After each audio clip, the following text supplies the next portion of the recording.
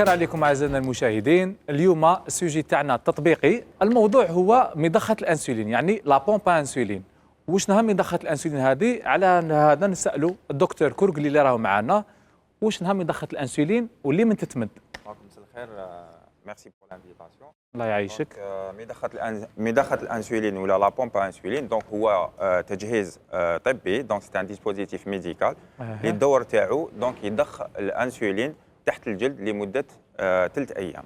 دونك سي ان بوتي ديسبوزيتيف اللي يتشبه ان تيليفون بورتابل. وريه لنا. دونك هذا هو دونك اي كون اكروش او نيفو باغ اكزومبل دو لا سانتور، والدور تاعو دونك ان هو يدخل هذا الانسولين مده 3 ايام. ورينا هنا الانواع اللي راهم كاينين هنا، الله يبارك جبت لنا بزاف. يعني بدنا بالاولى بالرخيصه كاع ومن بعد طلع. بون دو فاسون بطريقه عامه كاين نوعين، الا حبيت نصنفوهم من حيث الشكل تاعهم. دونك كاين لي بومب انسولين فيهم اون توبولور، دونك توبولور ولا الانبوب صح يجوا هكذا. دونك عندكم وريهم الكاميرا. دونك خزان يتعمر بالانسولين سريعه، دونك وهنايا دونك نحطوه في بلاصتو. اي عندنا انبوب جزء منه الانسولين ولا نرفدهم دقيقه.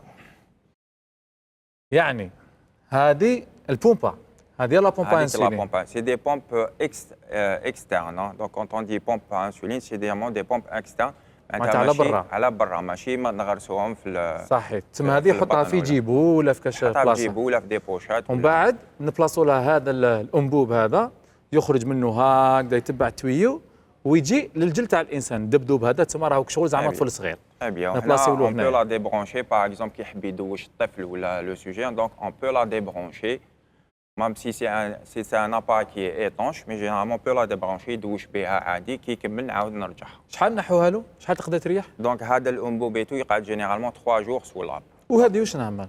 هذاك دونك سي ان اوتر تيب دو بومب. دونك سي سكون ابل لي بومب باتش. دونك لي بومب باتش عندكم واحد لو كومبارتيمون دونك يتعمر بالانسولين ويحيد بلاصه او نيفو دو فونتر، او نيفو دو برا ولا لا كويس. تلصقوا ديريكت نتحكم عن طريق ان اباري كون ابل لو بي دي ام. دونك حنتحكم في الضخ نتاعي تاع الانسولين بالجهاز هذا. هذا الجهاز نقدر نحبس باغ اكزومبل الانسولين تاعي، نقدر نقص كميه الانسولين. شحال يشد؟ نقدر نزيد كميه الانسولين نفس الشيء. دونك يشد 3 ايام. 3 ايام وبدل. هادو ما سي دو كونسومابل، مستلزمات دونك اللي يتبدلوا شاك 3 جوار. وبالطبع السومه ماشي كيف. بيان سور وي. ومن بعد نحكوا عليه هذيك. زيدنا واش كاين ثاني هنا معمره؟ سينون دونك كاين لي سيستيم سكون ابل كيما قلت لكم لي سيستيم سيمي اوتوماتيك.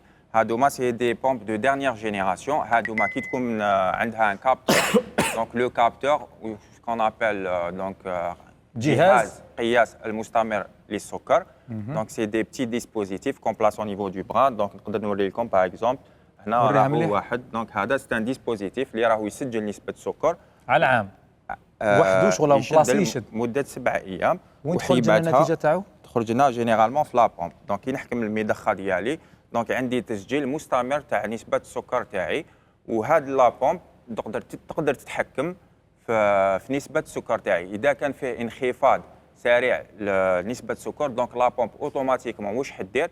الفا انتيرومبر هاد الانسولين. وراهي 114 دوكا 114 داكور. سينون دونك لي كيما قلت لكم لي ديرنيي سيستيم ولا سكون ابل لي سيستيم سيمي اوتوماتيك هادوما سي لو ميم برانسيب كو لا بومب يجوز الانسولين، سوف كو يقدر يتحكم في ارتفاع نسبه السكر. هاد لا بومب تتحكم في انخفاض نسبه السكر. باغ كونت هذه لا ديرنيير جينيراسيون اذا طلع السكر تاعي باغ اكزومبل هي وحدها تزيد كميه الانسولين. الا هبط باغ اكزومبل تحبس الانسولين، تحبس الانسولين باردون. ودا باغ اكزومبل كليت درت الجرعه عند الاكل وشافت بلي هذيك الجرعه باغ اكزومبل ما كفاتنيش، طلعت لي السكر وحدها حدير التصحيح. تما دكتور تما المدخله الاولانيه تقدر تكون دونجوز على البنادم نو؟ كاع دونجور يقدروا. يا با دو دونجي باسكو سي دي زاباراي كيما يقول لك عندهم سكون ابل لو ماركاج سي او، معناتها عندهم دي نورم دو سيكوريتي انترناسيونال. دونك مي فيهم بعض يا دي بتي انسيدون كي المريض يكون بيان فورمي لا جيستيون دو لا بومب ويعرف يستعملها يقدر يتفادى هذا لي انسيدون. المشاكل مي كيما هما قلت لك فيها ان سيستم اري افون هيبوغليسيمي. داكور. دونك مي لو باسيون فيها اون الارم تصوني لك، دونك ديجا لو باسيون لازم ينتبه لهذا الالارم، وبيان سور اي فا سو روسكري ياخذ حاجه حلوه باش يعاود يطلع له السكر.